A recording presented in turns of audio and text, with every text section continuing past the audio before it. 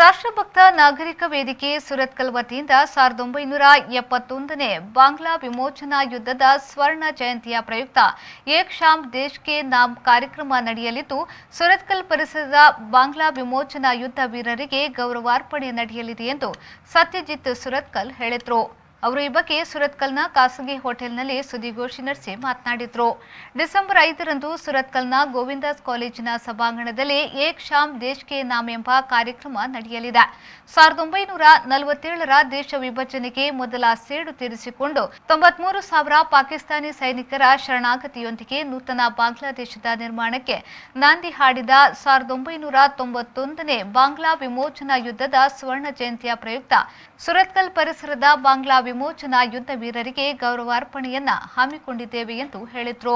ರಾಷ್ಟ್ರಭಕ್ತ ನಾಗರಿಕ ವೇದಿಕೆಯ ವತಿಯಿಂದ ಮೊದಲ ಬಾರಿಗೆ ಮಂಗಳೂರಿನಲ್ಲಿ ಮತ್ತು ಸುರತ್ಕಲ್ನಲ್ಲಿ ಕಾರ್ಯಕ್ರಮದ ಆಯೋಜನೆ ಆಗಿದೆ. ಇವತ್ತು ಸಾಯಂಕಾಲ ಮಂಗಳೂರಲ್ಲಿ ಸಂಬಂಧ ಕಾರ್ಯಕ್ರಮಗಳು ನಡೆಯಲಿಕ್ಕಿದೆ. ಸುರತ್ಕಲ್ನಲ್ಲಿ ಈ ವರ್ಷ ಕೂಡ ಕಾರ್ಗಿಲ್ನ ಸಂದರ್ಭದಲ್ಲಿ ಯಾವೊಂದು ನಾವು ಹೈಸ್ಕೂಲು ಕಾಲೇಜು ವಿದ್ಯಾರ್ಥಿಗಳಿಗೆ ನಾವು ಭಾಷಣ ಮತ್ತು ಪ್ರಬಂಧ ಸ್ಪರ್ಧೆಯನ್ನು ಏರ್ಪಡಿಸ್ತಾ ಇದ್ದೆವು. ಈ ವರ್ಷ ಕೊರೋನಾದಲ್ಲಿ ಅಡೆತಡೆ ಮಕ್ಕಳಿಗೆ ಪರೀಕ್ಷೆ ಎಲ್ಲ ಸಂದರ್ಭದಲ್ಲಿ ಕೂಡ ಸುಮಾರು ಒಂದು 300-325 ವಿದ್ಯಾರ್ಥಿನಿಯರು 25 ಶಾಲಾ ಕಾಲೇಜುಗಳಿಂದ ಆ ಒಂದು ಸ್ಪರ್ಧೆಯಲ್ಲಿ ಭಾಗವಹಿಸಿದ್ರು.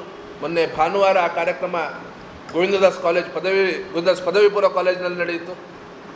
ಅವರಿಗೆ ಬಹುಮಾನ ವಿತರಣೆ ಕೂಡ ನಾಳೆಯ ಕಾರ್ಯಕ್ರಮದಲ್ಲಿ ಸುರತ್ಕಲ್ನ EkShamDeshKNam ಅನ್ನೋ ಹೆಸರಿನಲ್ಲಿ ಯಾವ ಕಾರ್ಯಕ್ರಮ ಆಯೋಜನೆ ಆಗಿದೆ.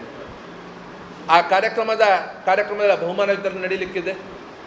ಕಾರ್ಯಕ್ರಮದ ಅಧ್ಯಕ್ಷತೆಯನ್ನು ಶ್ರೇಷ್ಠ ಬೆಟಾಲಿಯನ್ ಅನ್ನುವಂಥ ಪದವಿಯನ್ನು ಪಡೆದಂಥ ಒಬ್ಬ ಮನುಷ್ಯ, ಅಂಥ ವ್ಯಕ್ತಿ ಬ್ರಿಗೇಡಿಯರ್ ಅಯ್ಯನ್ ರೈ ಅವರು ನಾಳೆ ದಿನ ಕಾರ್ಯಕ್ರಮದ ಅಧ್ಯಕ್ಷತೆ ವಹಿಸಿಕೊಳ್ಳುವವರಿದ್ದಾರೆ.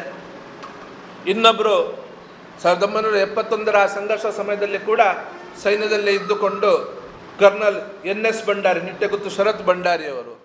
ಈ ಸಂದರ್ಭ ಸುದ್ದಿಗೋಷ್ಠಿಯಲ್ಲಿ ರಾಷ್ಟ್ರಭಕ್ತ ನಾಗರಿಕ ವೇದಿಕೆಯ ಮಹಾಬಲ ಪೂಜಾರಿ ಕಡಂಬೂಡಿ, ಮಹೇಶ್ ಮೂರ್ತಿ, ಮಾಜಿ ಸೈನಿಕ ಶ್ರೀಕಾಂತ್ ಶೆಟ್ಟಿ ಬಾಳ ಉಪಸ್ಥಿತರಿದ್ದರು.